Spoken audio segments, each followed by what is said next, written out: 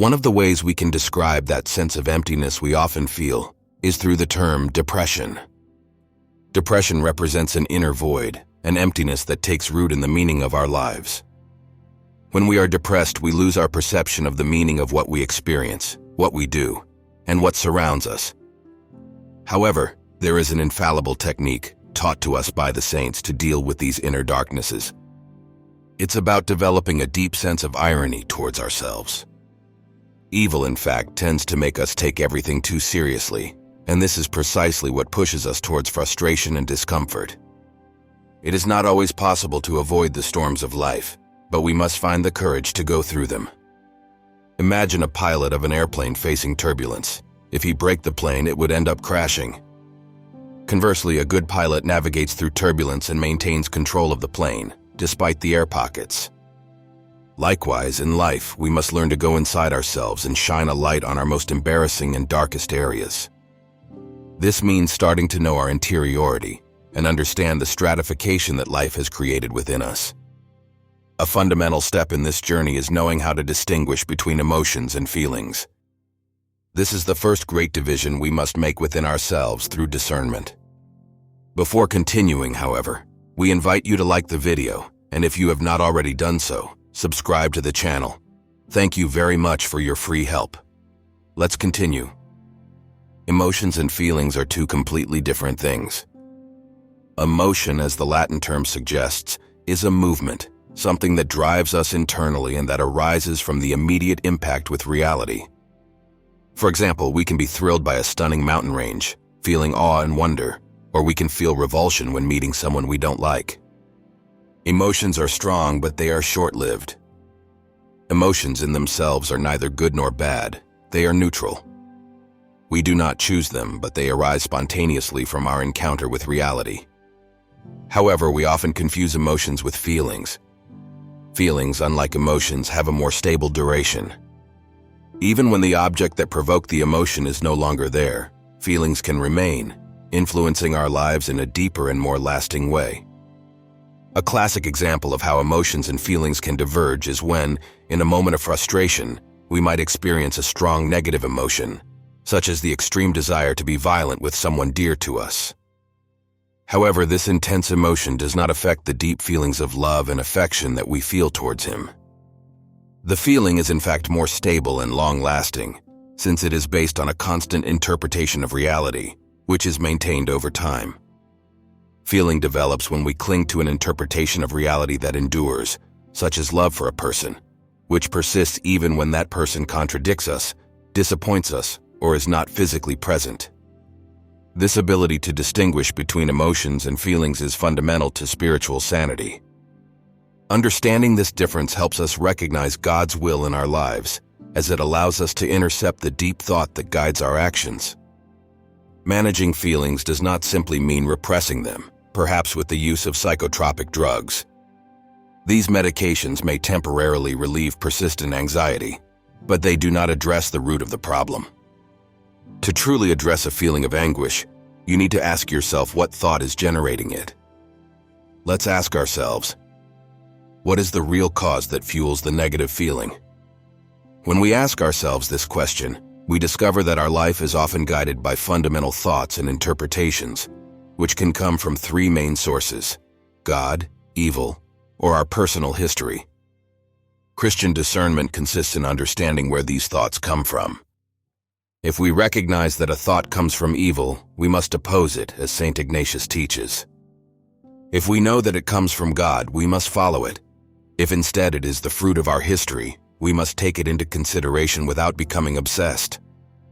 To make a true discernment, it is not enough to practice relaxation techniques or meditation. The decisive means for discernment is prayer with faith. Not a mechanical or self-centered prayer, but a prayer of listening in silence. Learning to pray means developing a deep capacity for listening, observation, and perception of the spiritual reality that surrounds us.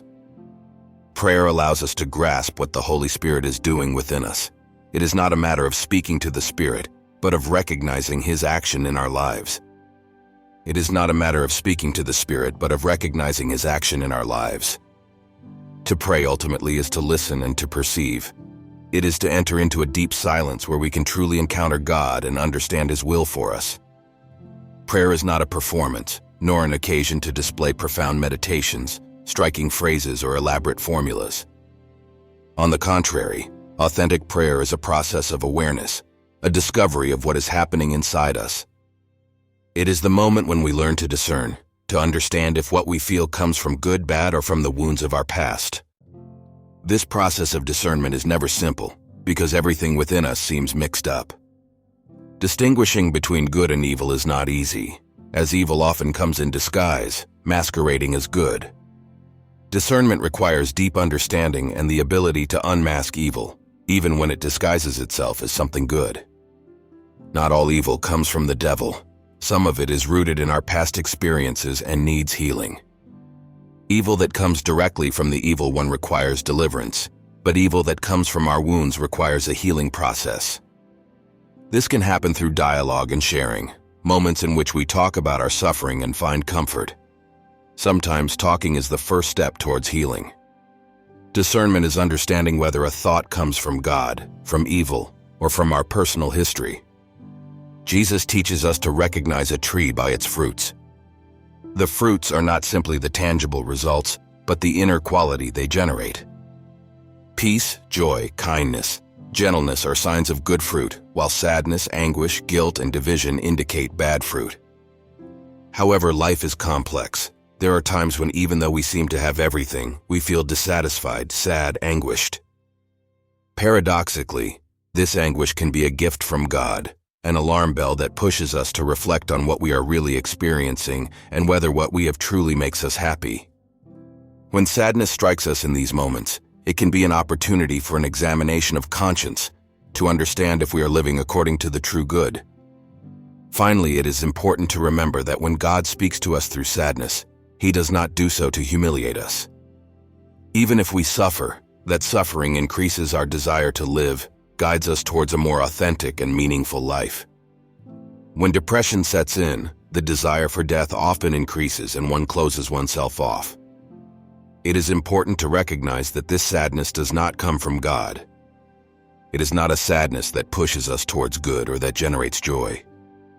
On the contrary, there is a sadness that, although painful, helps us to examine our conscience, to return to desiring life and wanting to change. It is that sadness that makes us say, "I don't want to be like this anymore. I want to be free. I want to be better."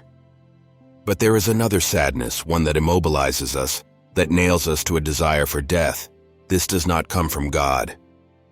A significant example comes from the parable of the prodigal son, when the younger son reflects on his condition and wishes to return home. This is a positive discernment which leads to conversion. On the contrary, Judas, on the night of the Passion, lets himself be overwhelmed by sadness and chooses suicide. The same sadness can lead to two opposite outcomes, conversion or despair. It is important to understand that when something makes us feel more alive and gives us the desire to live, it comes from God.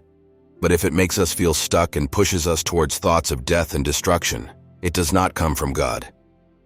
We must resist these sensations even when they contain a truth. The devil may say true things, but he distorts them with wrong interpretations. Therefore, it is essential to be vigilant over our thoughts, distinguishing between those that bring life and those that lead to spiritual death. Discernment is not about discovering a predefined answer, as if our life were already written in a book. Rather, it helps us to build the response, to make free choices before God, with the awareness that our freedom is not solitude. God is always present, ready to guide us in making decisions that matter. Praying, therefore, means deciding, because Christian life is made of continuous choices, guided by the presence of God.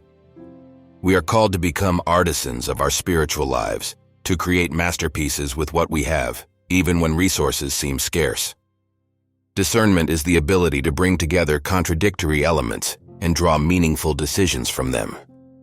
We must face the chaos of our lives and discover hidden opportunities within it.